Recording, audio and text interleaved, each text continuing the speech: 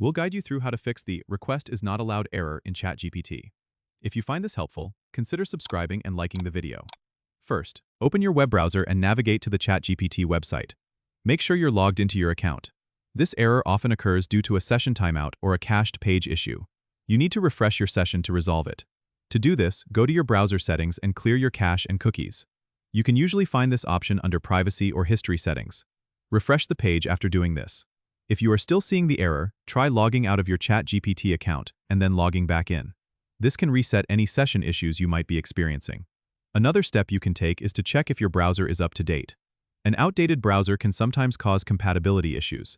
If you're using browser extensions, disable them temporarily to see if they are interfering. After doing all these, reload ChatGPT and try your request again. A quick tip: sometimes, network issues can also cause this error, so make sure your internet connection is stable. If the problem persists, you might want to try accessing ChatGPT from a different browser or device to see if the issue is specific to your current setup. Don't forget to subscribe and comment if this helped you out.